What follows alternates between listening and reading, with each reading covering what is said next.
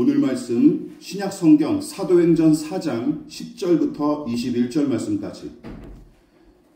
사도행전 4장 10절부터 21절 말씀까지. 제가 가진 성경으로 신약 성경 192쪽에서 193쪽 정도 됩니다. 사도행전 4장 10절부터 21절 말씀까지. 찾으신 줄 알고 저와 여러분이 한 절씩 번갈아 가면서 교독하고 마지막 절은 합독하고 마무리하도록 하겠습니다. 제가 먼저 봉독합니다. 너희와 모든 이스라엘 백성들은 알라. 너희가 십자가에 못 박고 하나님이 죽은 자 가운데서 살리신 나사렛 예수 그리스도의 이름으로 이 사람이 건강하게 되어 너희 앞에 섰느니라. 이 예수는 너희 건축자들의 버린 돌로서 진 모퉁이의 머릿돌이 되었느니라. 다른 이로서는 구원을 받을 수 없나니 천하 사람 중에 구원을 받을 만한 다른 이름을 우리에게 주신 일이 없음이라 하였더라. 그들이 베드로와 요한이 담대하게 말함을 보고 그들을 본래 학문 없는 관인으로 알았다가 이상히 여기며 또 전에 예수와 함께 있던 줄로 알고 또 병나은 사람이 그들과 함께 서 있는 것을 보고 비난할 말이 없는지라. 명하여 공회에서 나가라 하고 서로 의논하여 이르되 이 사람들을 어떻게 할까? 그들로 말미암아 유명한 표적 나타난 것이 예루살렘에 사는 모든 사람에게 알려졌으니 우리도 부인할 수 없는지라. 이것이 민간에 더 퍼지지 못하게 그들을 위협하여 이후에는 이 이름으로 아무에게도 말하지 말게 하자 하고 그들을 불러 경고하여 도무지 예수의 이름으로 말하지도 말고 가르치지도 말라 하니 베드로와 요한이 대답하여 이르되 하나님 앞에서 너희의 말을 듣는 것이 하나님의 말씀을 듣는 것보다 옳은가 판단하라. 우리는 보고 들은 것을 말하지 아니할 수 없다 하니 다같이 관리들이 백성들 때문에 그들을 어떻게 처벌할지 방법을 찾지 못하고 다시 위협하여 놓아 주었으니 이는 모든 사람이 그 된 일을 보고 하나님께 영광을 돌림이라. 아멘. 말씀의 제목을 다 같이 한번 읽어보시겠습니다. 시작. 하나님 보시기에 옳은 일인가? 하나님 보시기에 옳은 일인가? 라는 제목으로 말씀의 은혜를 함께 나누도록 하겠습니다. 신약 성경의 5번째 책인 사도행전은 하나님께서 믿음의 사람들을 통해 당신의 영광을 어떻게 나타내셨고 또한 어떤 식으로 교회 공동체를 세워가시며 당신의 나라를 확장하셨는지 아주 선명하게 보여주는 성경입니다. 그래서 예수님의 죽음과 부활 그리고 승천 이후의 내용을 기록한 사도행전은 처음 세워진 교회 공동체의 모습과 신자들의 면면 또한 그런 활약들 하나님의 계획과 일하심을 살펴보기에 매우 좋은 성경입니다. 본문도 마찬가지죠. 유대 종교 지도자들의 회방으로 사로잡혀 공회의 재판을 받게 된 베드로와 요한의 이야기는 믿음의 사람들이 붙들어야 할 신앙의 목표와 기준이 무엇이고 세상을 향해 믿는 자들은 어떤 자세를 취해야 하는지 아주 잘 가르쳐주는 내용입니다. 특히 본문은 3장의 이야기와 이어지죠. 3장에 어떤 이야기가 등장합니까? 비참한 처지에 놓인 인물 한 사람이 등장하는데 바로 날마다 성전 미문에 앉아 구걸하는 장애인이었습니다. 그 사람은 태어날 때부터 하반신을 쓸 수 없는 불구자였으니 불편하고 고통스럽게 살았을 것은 불보듯 뻔한 일이고 먹고 살 힘이 없으므로 남의 동정을 사서 빌어먹어야 하는 신세였던 것이죠. 그런데 때마침 성전으로 기도하러 올라가던 베드로와 요한 사도를 만났고 두 사람이 예수의 이름으로 그 장애인을 위해 기도했더니 어떤 일이 벌어집니까? 구걸하던 자의 발과 발목에 힘이 생겨서 갑자기 걷고 뛰는 기적이 일어났던 것이죠. 이 놀라운 기적을 통해 베드로와 요한은 십자가에 못 박혀 돌아가시고 다시 살아나신 나사렛 예수가 바로 구세주와 하나님이 되신다고 강력하게 선포하기에 이릅니다. 그래서 이 기적을 목격하고 두 사도가 전한 이 복음의 메시지를 들은 사람들 가운데 성인 남자만 대략 5,000명 정도가 한꺼번에 예수를 영접하는 놀라운 일이 벌어지죠. 우리 그래서 이 내용을 보면 신자들 입장에서 보면 너무나 감격스러운 부흥의 기록이긴 하지만 생각해 보십시오. 다른 편에서는 당시 예수님을 저주스러운 이단의 괴수로 취급하고 그 제자들을 사이비 집단으로 바라보았던 유대교인들 입장에서 보면 그야말로 심각한 골칫거리가 더 기승을 부릴 거라고 빤히 예측해 볼 수 있는 아주 불쾌한 사건이었던 것이죠. 거지에다가 또한 불구자인 이 사람을 일으켜 세우는 기적뿐만 아니라 확신에 차서 용감하게 복음을 선포하자마자 성인 남자만 5,000명 이상 갑작스럽게 회심하는 기적까지 나타난 이 사건을 계기로 종교 지도자들을 비롯한 유대인들은 예수 믿는 신자들과 교회를 향해 더더욱 핍박의 강도를 높여갑니다. 그래서 1차로 교회의 지도자이자 이 기적의 장본인들인 베드로와 요한을 체포하여 신문하는 짓을 벌인 것이죠. 근데 문제는 무엇입니까? 이 제자들이 불의하거나 불법한 일을 저지른 적이 없을 뿐더러 워낙 많은 백성의 주목을 끈 사건이었던 까닭에 공회원들은 여론의 눈치를 보면서 어쩔 수 없이 이들을 석방하기에 이릅니다. 물론 순순히 풀어주진 않죠. 예수 운동이 더는 번지지 않도록 두 제자를 불러 세워놓고 이렇게 협박합니다. 어떻게 협박했어요? 우리가 읽었죠. 시작. 이것이 민간에 더 퍼지지 못하게 그들을 위협하여 이후에는 이 이름으로 아무에게도 말하지 말게 하자 하고 그들을 불러 경고하여 도무지 예수의 이름으로 말하지도 말고 가르치지도 말라 하니 나사렛 예수라고 입 밖에 내기만 해도 제재를 가하겠다라는 뜻입니다. 실제로 그 당시 신자들은 예수가 주님이시다라고 하는 이 고백 때문에 엄청난 박해를 당했었죠. 유대교에서는 이단자 취급받고 로마에서는 반란민으로 반란군처럼 이렇게 취급당했던 것이죠. 그러므로 종교 지도자들의 이 협박은 공갈이 아니라 실제적인 위협이었습니다. 여러분 생각해 보십시오. 대부분 사람은 멋모르고 까불다가 한번 제대로 혼나게 되면 똑같은 짓을 반복하는 게 어려워지죠. 어떤 일을 선택해서 실행하다가 큰 손해를 입거나 고통을 당하게 되면 저와 여러분이 다 겪지 않았습니까? 또다시 그 똑같은 일을 도전하기란 절대로 쉬운 일이 아닙니다. 이 경우도 마찬가지죠. 본문에 등장하는 이 종교 지도자들의 위협은 두 사도의 생계만이 아니라 생명까지 위태롭게 할 만큼 위력적이었을 테니 절대 허튼 소리로 들을 수 없는 말이었을 것입니다. 그러면 베드로와 요한 두 사도는 이 무서운 협박을 듣고 어떤 행동을 취했을까요?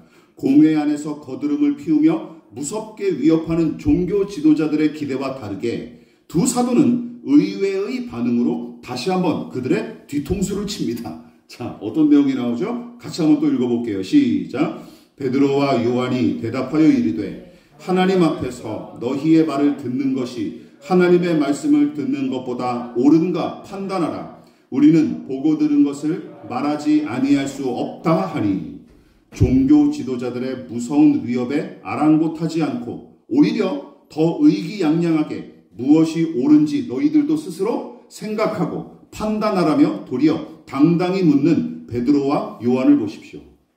자, 의문은 이거예요. 그렇다면 두 사람의 이 용기와 대범함, 담대함은 어디서 비롯된 것일까요? 어디서? 바로 이들이 고백한 이 말 속에 그 힌트가 담겨 있습니다. 자, 무슨 뜻입니까? 누구 앞에 서느냐에 따라서 한 사람의 자세와 태도가 달라지는 게 마련 아닙니까?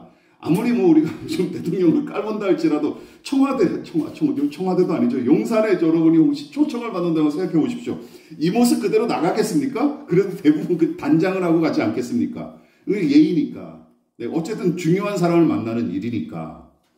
그렇습니다. 그러니까 어떤 사람 앞에 서느냐에 따라서 한 사람의 자세와 태도가 달라지듯이 하나님 앞에서 살아간다고 확신하는 사람은 하나님의 말씀대로 살아가기 마련이고 또한 그 말씀대로 살아가려면 거짓 없이 진실해야 합니다.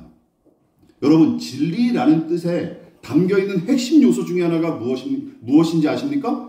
사실이라는 거예요. 진리, 로고스라는 말에 담겨있는 가장 근본적인 뜻 중에 하나는 무엇이냐면 이것저것 거짓말 보태서 뭐 그런 게 아니라 사실, 있는 그대로의 사실이 진리의 핵심적인 요소 중 하나입니다. 믿으십니까? 그러니까 사실이 아닌 건 진리가 아닌 거예요.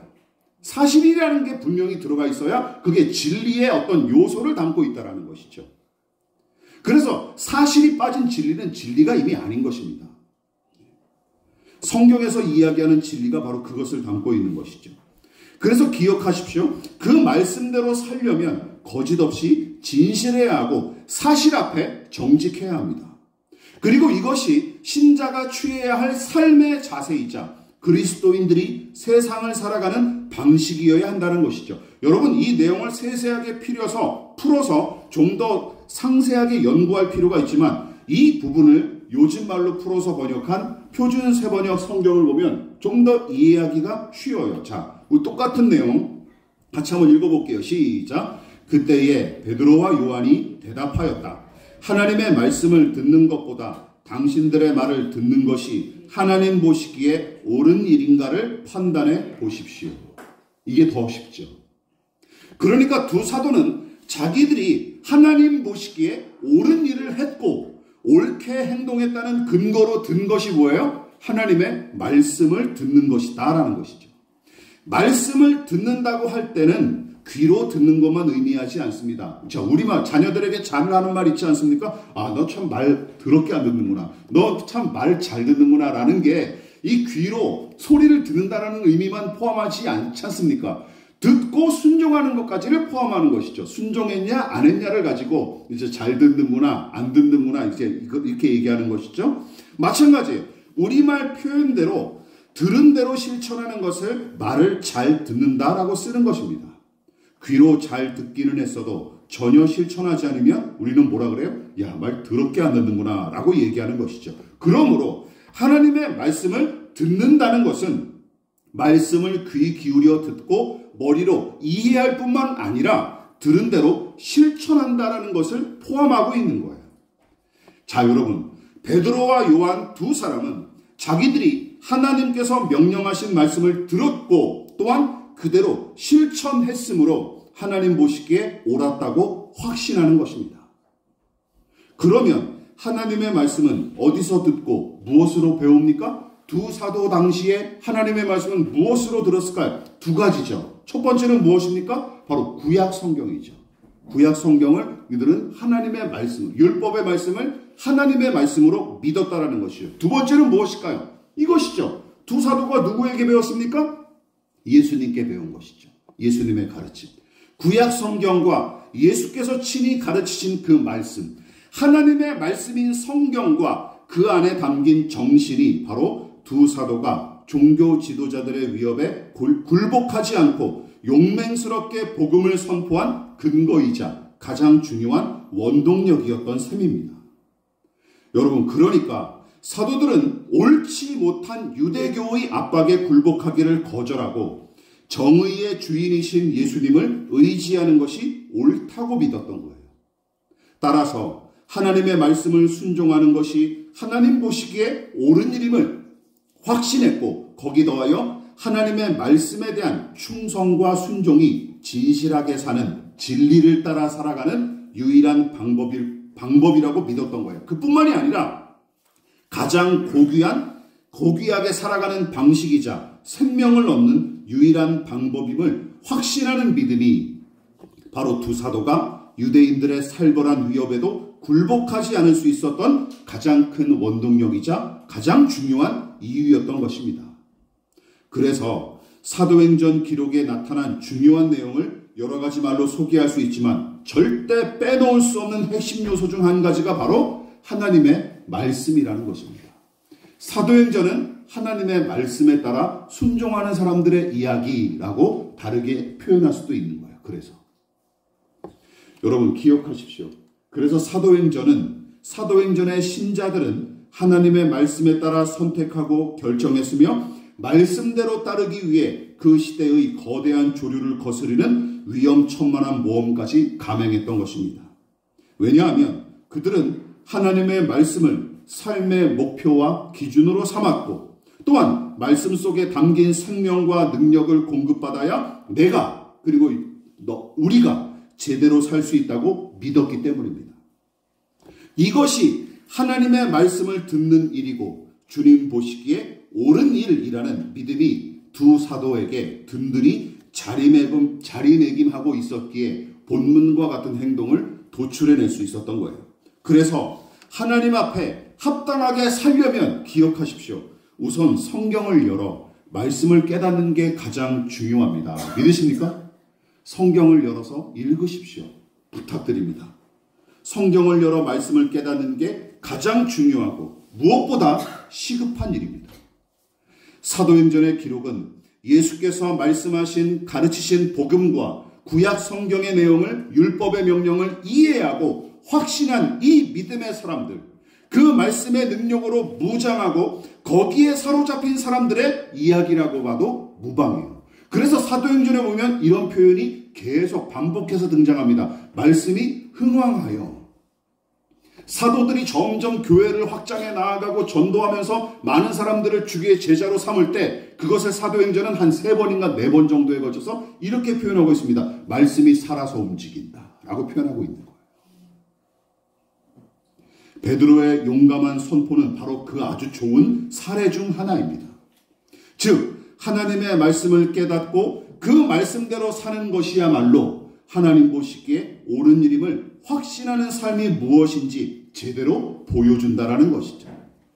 이처럼 베드로가 용감하게 선포한 말씀과 거기에 담긴 정신은 기억하십시오. 중세 로마 가톨릭에 용감히 저항한 종교 개혁자들에게도 고스란히 이어집니다.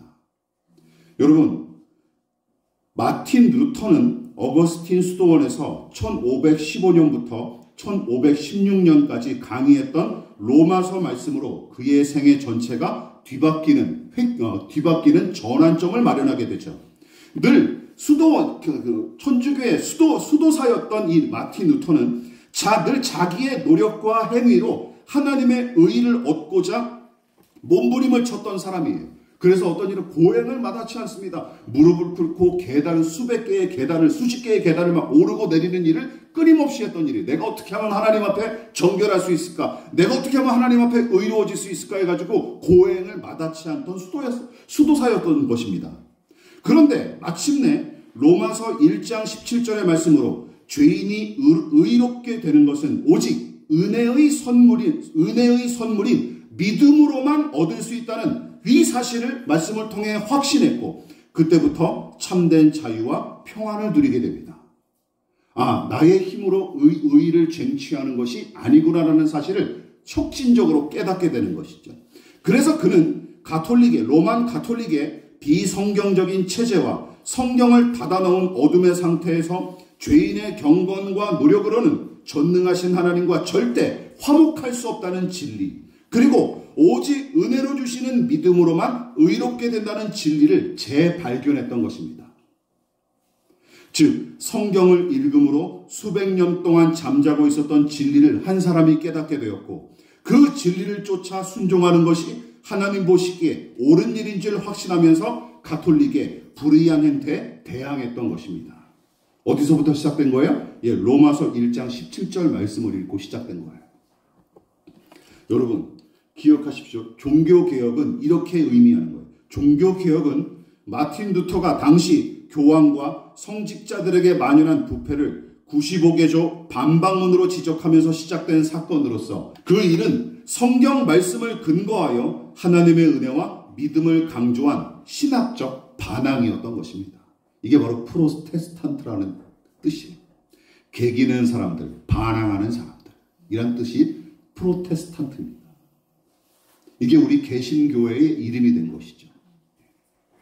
그러나 루터의 반항과 투쟁은 본문의 베드로와 요한만큼 위험천만한 일이었습니다. 어떤 일이 벌어졌을까요? 이 95개조 반박문 붙여놓으니까 저절로 성령께서 막 불같이 역사하셔서 사람들이 그 앞에 다 무릎을 꿇었을까요? 그런 일 일어나지 않았습니다. 그의 모든 책은 가톨릭 교회로부터 금서 취급을 당했고 또한 몇 번에 걸쳐 사형당할 위기에 처하기도 했습니다. 일례로 교황청은 루터를 정식으로 파문하는 한편 종교개혁을 저지하려고 개최한 보름스 회의에 그를 소환하죠. 그때 마지막에 루터는 그 자리에서 다음과 같이 자신의 소감을 밝힙니다. 이게 유명하죠. 이렇게 이야기합니다. 공회원들 앞에서 성경의 증거와 명백한 이성에 비추어 나의 유죄가 증명되지 않는 이상 나는 교황들과 공의회의 권위를 인정하지 않겠습니다. 내 양심은 하나님의 말씀에 사로잡혀 있습니다. 나는 아무것도 초래할 수 없고 또 그럴 생각도 없습니다. 왜냐하면 양심에 반해서 행동하는 것은 안전하지도 못할 뿐더러 현명한 일도 아니기 때문입니다. 하나님이여 이 몸을 도와주시옵소서. 이게 마지막 변론이었습니다. 루터는 엄청난 위협을 받으면서도 자신의 신념을 굽히거나 바꾸지 않았습니다. 그의 용기는 말씀의 진리를 깨닫고 그 진리대로 사는 것이 하나님 보시기에 옳은 일이라는 확신에서 비롯된 것이었죠. 또한 마르틴 루터가 끼친 영향력은 헤아릴 수 없을 정도로 많지만 그 중에서 루터의 설교와 저서로 변화를 받은 한 사람을 또 소개합니다. 바로 감리교를 창시한 존 웨슬리 목사죠. 존 웨슬리는 1738년 5월 24일 영국 런던에서 열린 집회에 참석했다가 루터가 쓴 로마서 주석의 서문을 낭독하는 소리를 듣고 회심을 합니다. 예수님을 마음으로 깊이 인격적으로 모신 것이죠. 웨슬리는 일기에서 그때 상황을 아주 상세하면서도 자세하게 생동감 있게 다음과 같이 기록했습니다. 제가 읽어볼게요. 저녁 때 나는 매우 내키지 않은 마음으로 올더스게이트가에 있는 한 모임에 갔다.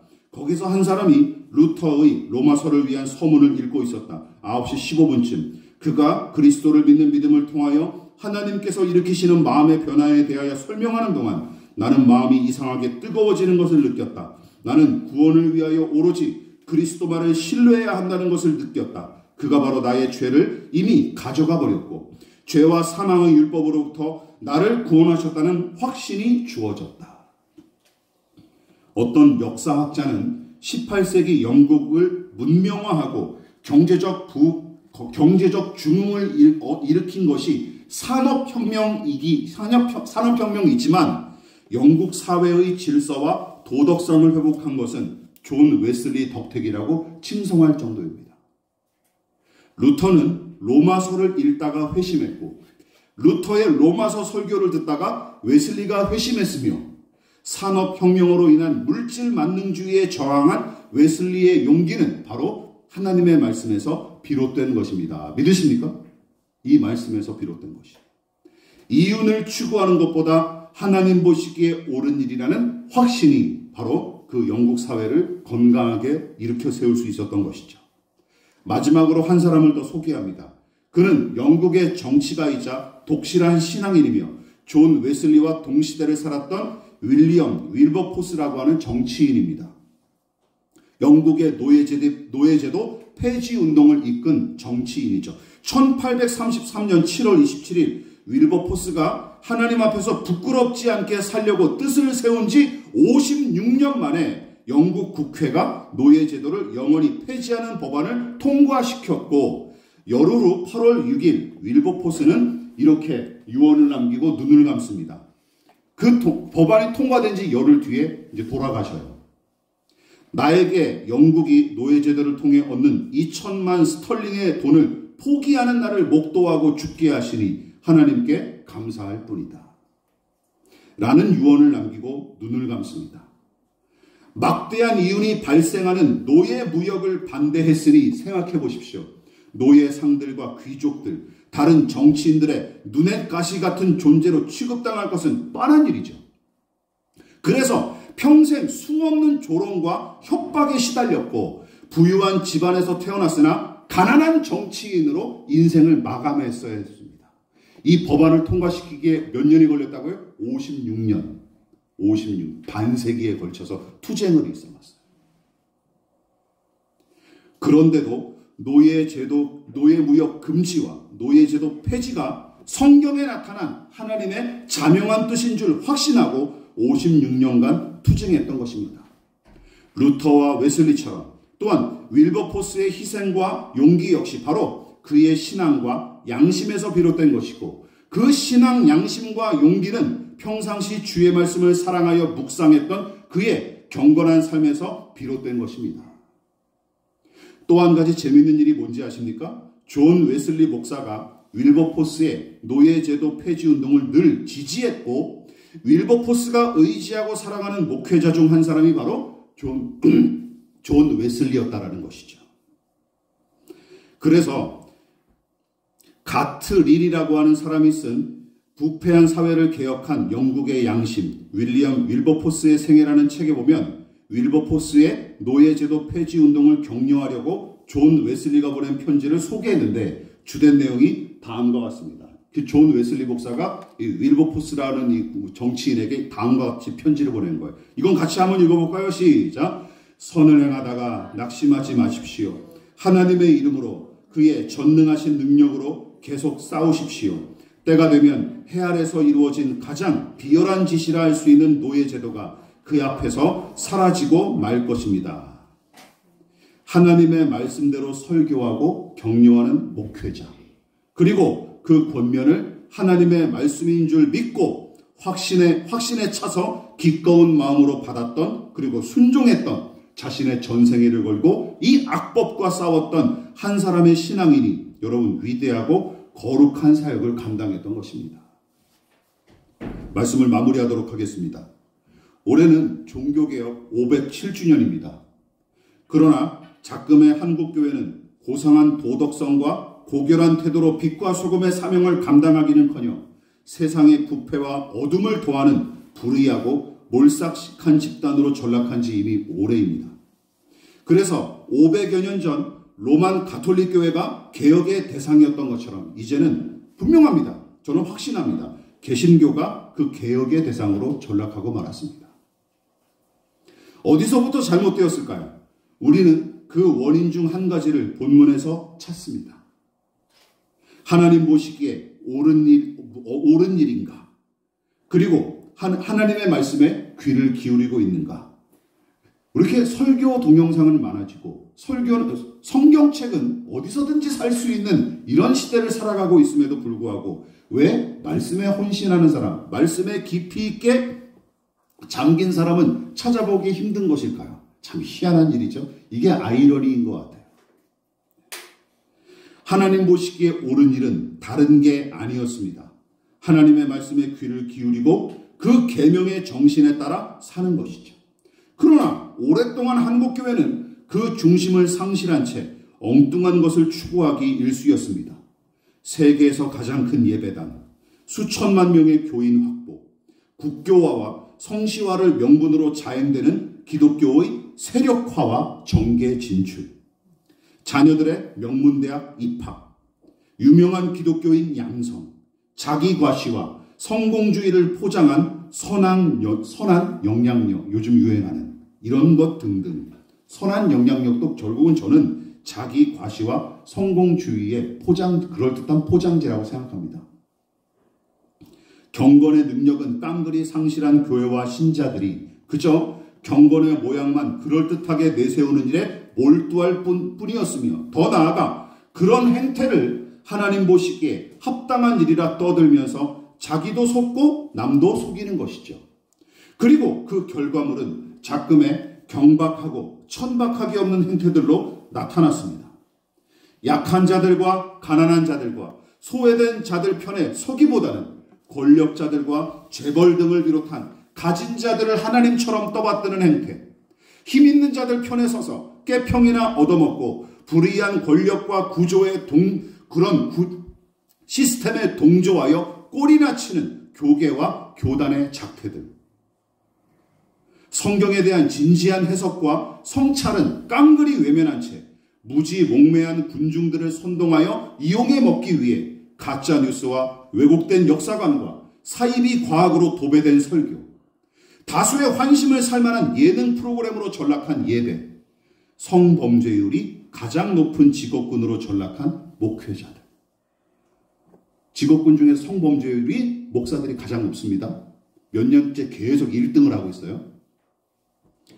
교회 건축을 빙자한 부동산 투기와 중대형 교회의 불법 세습, 찬란한 문화와 역사를 자랑하고 고도화된 민주사회를 이룩한 대한민국을 살아가고 있음에도 불구하고 여전히 일제의 침략과 수탈을 서슴지 않고 옹호하며 경제 호황을 이유로 군부 독재 시절을 찬양하는 기독교인들, 답이 없습니다.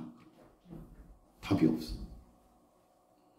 이 모든 것은 근본적으로 한국교회가 믿음과 용기를 상실하고 세상의 애완견으로 전락한 사실만 방증할 뿐입니다. 그러므로 살벌한 유대교 공회에 맞서 용감히 예수의 구주 되심과 하나님 되심을 선포한 베드로와 요한처럼, 또한 거대 권력으로 변질한 중세 로만 가톨릭의 부패에 맞선 신실한 개혁가들처럼 그리스도인은 하나님의 말씀과 가난한 자들 앞에서는 겸허히 자신을 낮추되 불의한 세상과 권력 앞에서는 용감히 맞서 싸우는 사람들이어야 마땅합니다. 믿으십니까? 오히려 거꾸로 돼버렸죠. 힘있고 돈 있고 강한 사람 앞에서는 꼬리를 치고 앉아있고 나보다 약한 사람들은 깔아뭉개기일 수 있죠.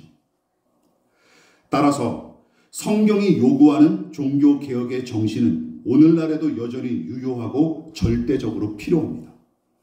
어렵고 험한 길이지만 종교개혁의 정신을 따라 날마다 개혁하는 저와 여러분 되시기를 주님의 이름으로 부탁을 드리겠습니다. 그리고 날마다 개혁되는 그런 교회, 우리 교회가 그런 교회가 되기를 진심으로 축원을 드리겠습니다. 그러므로 너희는 이렇게 기도하라. 하늘에 계신 우리 아버지, 아버지의 이름을 거룩하게 하시며 아버지의 나라가 오게 하시며 아버지의 뜻이 하늘에서와 같이 땅에서도 이루어지게 하소서.